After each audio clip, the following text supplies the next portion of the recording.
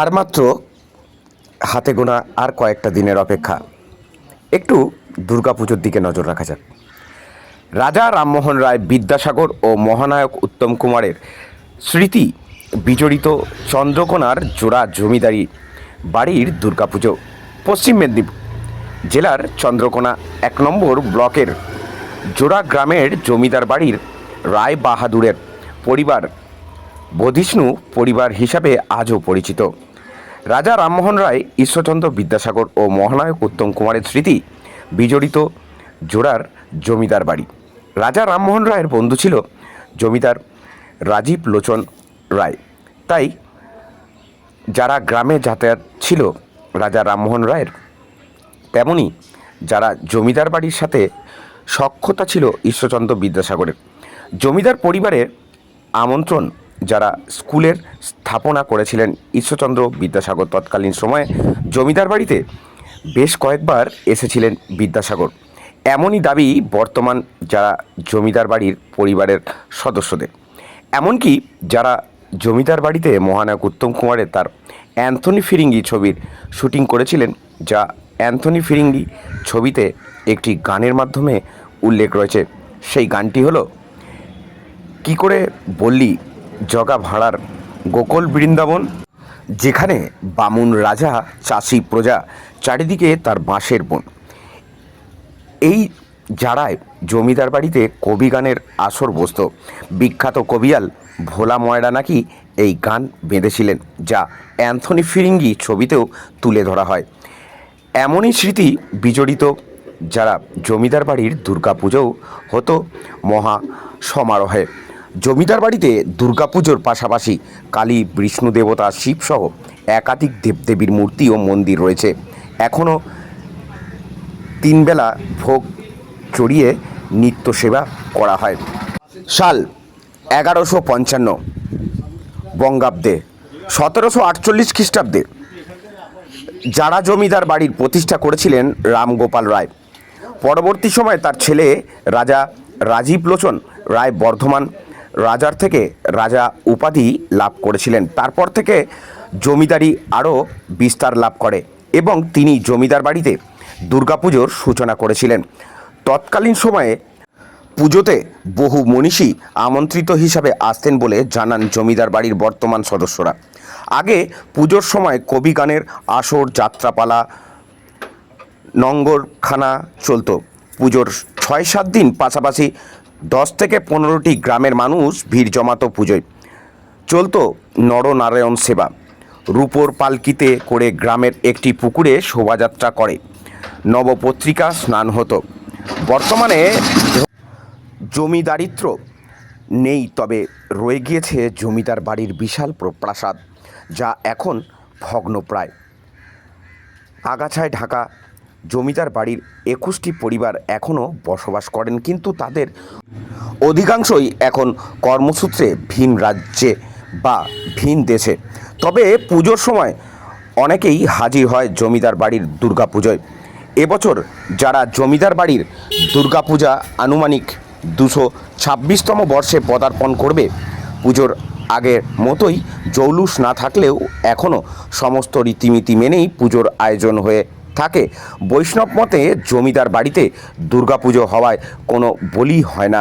নবপত্রিকা স্নান শোভাযাত্রা করে যাওয়া হয় এবং বিসর্জনের দিন পরিবারের সকল সদস্য মিলে বিষাদের সুরে গান গেয়ে মাকে নিয়ে যাওয়া হয় গ্রামের পুকুরে বিসর্জন জন্য। জমিদার বাড়িতে পুজোর দিনগুলিতে মায়ের জন্য ভোগ রান্না থেকে লাড্ডু তৈরি একমাত্র অগ্রাধিকার পায় পরিবারের মহিলারাই। দূর দূরান্তের গ্রামের বহু মানুষ ভিড় জমায় পুজো কদিন। তাদের জন্য খিচুড়ি প্রসাদের আয়োজন থাকে। এছাড়াও নরনারায়ণ সেবারও ব্যবস্থা করা হয় পুজোয়। পুজোর হাতে আর কয়েকটা দিন, তাই এখন থেকেই যারা জমিদার বাড়িতে প্রস্তুতি শুরু হয়ে গিয়েছে জোরদার। বাইরে থেকে প্রতিমা আনা হয় না জমিদার বাড়িতে, দালাল বাড়িতেই বংশ পরম্পরা মৃৎশিল্পী দিয়েই একই মেরে তৈরি হয় দুর্গা, লক্ষ্মী, সরস্বতী, কার্তিক, গণেশ। প্রতিমা তৈরির কাজেও চলছে জোর কদমে। পুজোর আগে সেজে উঠেছে চন্দ্রকোনার স্মৃতি বিজড়িত জারা গ্রামের জমিদার বাড়ি। আসুন শুনে নেওয়া যাক এই জমিদার বাড়ির কি আমাদের বলছেন বাড়ির তিনি। পুজো শুনুন। 226 বছরে পদার্পণ করলো। এবং আমাদের বাড়ি পুজো সেই আগেও যা হতো, আমাদের বিয়ের পর থেকে এসে অবধি আমরা এই বাড়ি বোধ হয়ে আসার পর যা দেখছি সে একইভাবে আমাদের প্রচলিত পুজো চলে আসছে, সে বনেদি আনায়। হ্যাঁ, এবং আমাদের ষষ্ঠীর দিন থেকে পুজো শুরু হয়। হ্যাঁ, সেদিন থেকে ভোগ আরম্ভ হয়। সপ্তমীর দিনে নবপত্রিকা আনা হয়। এবার মায়ের রূপোর সিংহাসন করে বাড়ির বৌমায়েরা মেয়েরা সবাই মিলে শঙ্করধ্বনি উলুধ্বনি দিয়ে খুব প্রশাসন করে খুব আনন্দ সহকারে মাকে বাড়িতে এনে বরণ করে তোলা হয়। এবং আমাদের বাড়ির বাইরে যারা থাকে এবার সমস্ত আসারও চেষ্টা করে। প্রচুর ফ্যামিলি আমাদের সারা ভারতবর্ষ জুড়ে আমাদের ফ্যামিলির লোক আছে বাইরে ছড়ানো। প্রায় 56 কর্তার বংশধর ছড়ানো আছে। তারা প্রত্যেকেই অনেকেই আসার চেষ্টা করে, এদের খুবই আনন্দ উপভোগ করে। আমরা জানি সারা বছর তাকিয়ে থাকি যে সবাই আসবে, সময় সবার সঙ্গে যোগাযোগ হবে। আবার সপ্তমীর দিনও তাই ভোগ হয়। রোজ 17টা করে ভোগ রান্না হয়। আর এবং আমাদের আর একটা কি প্রচলিত, আমাদের বাড়ির মেয়েরা বৌমায়েরাই এই ভোগ নিজে হাতে রান্না করে। হ্যাঁ, প্রচুর তরি তরকারি নানাবিধ দিয়ে ভোগ সাজানো হয়।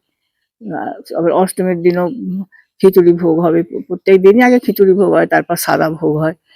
ওই 17টা করে ভোগ হয়, ভোগ নিবেদন হয়। সপ্তমীর দিনে নরনারায়ণ সেবা হয়।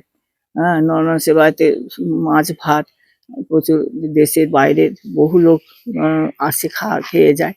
এবং আমাদের নবমীর দিনে আমাদের সমস্ত জ্ঞাতি আত্মীয় স্বজন বা কুটুম্ব বা বাইরের অনেকেই দেশের ব্রাহ্মণদের সবাইকে নিয়ে আমরা একসাথে এখানে ঠাকুর বাড়িতে খাওয়া হয়। পৌরাণিক রীতিনীতি মেনে আমাদের খাওয়া হয়।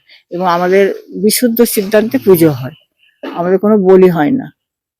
এবার অষ্টমীর দিনেও তার ভোগ হয়, পুজো হয়। সন্ধি পূজার সময় মেয়েরা খুব সুন্দরভাবে সব আমাদের ওই সব সিঁদুর খেলা চলে, খুব আনন্দ সহকারে আনন্দ উপভোগ করে।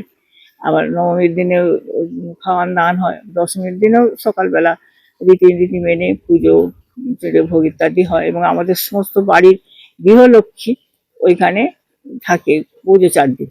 আচ্ছা, এবারে ওখানে এবার সে পুজোর পর সেই সময় প্রত্যেকের বাড়িতে গৃহলক্ষ্মীকে আনা হয়, যার বাড়িতে নিয়ে আসা হয়। এবার সন্ধেবেলা ঠাকুরকে বরণ করা হয়।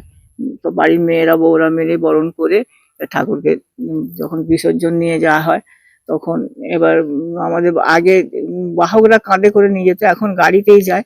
হ্যাঁ, ওখানে সমস্ত মানে দেশের বাইরের আত্মীয় স্বজনরা প্রচুর লোক সমাগম হয়। ওই মাকে নিয়ে যাওয়া হয়।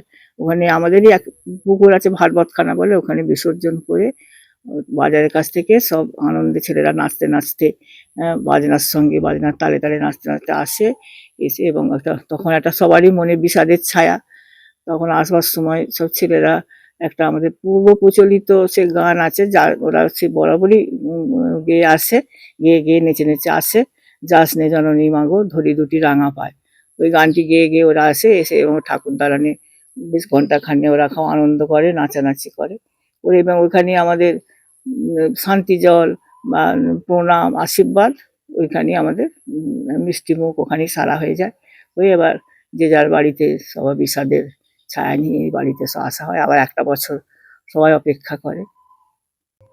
আমরা শুনেছি মায়েদের কাছে, শাশুড়ি মায়েদের কাছে বা এদের বাড়িতে এসে যে আগে এখানে বিদ্যাসাগর মশাইয়ের সঙ্গে এদের খুব ভালো সম্পর্ক ছিল। অনেকবারই নাকি পুজোতে এসেছেন। আর রামমোহন রায়ের সঙ্গেও এনাদের খুব, এবং এদের আত্মীয়তাও ছিল, আসা যাওয়া ছিল। রামমোহন রায় অনেকবারই পুজোতে এসেছেন। হ্যাঁ, এটা হচ্ছে। এবং আরো আরো বড় বড় মনীষীরা তখন এই বাড়ি পুজোতে অংশগ্রহণ করেছে, এটা শোনা গেছে। হ্যাঁ, বিভিন্ন সিনেমার শুটিং করতে বিভিন্ন আসতো। অ্যান্টনি ফিরিঙ্গি নাকি এখানে শুটিং হয়েছিল। ওই যে বাবুদেরকে নিয়ে ভোলা ময়ের একটা গান করেছিল, কি করে বললি জগা যারা গোলক বৃন্দাবন, এখানে বামুন রাজা চাষি প্রজা চারদিকে বাঁশের বন। তো এটাই এই বাবুদিকে নিয়ে গানটা অ্যান্টনি ভোলা ময়রা বেঁধেছিল এবং অ্যান্টনি ফিরিঙ্গির সঙ্গে এখানে হয়েছে। আর একটা বই হয়েছিল স্বপ্ন নিয়ে, এখানে শুটিং হয়েছিল, এটা শুনেছি আমরা।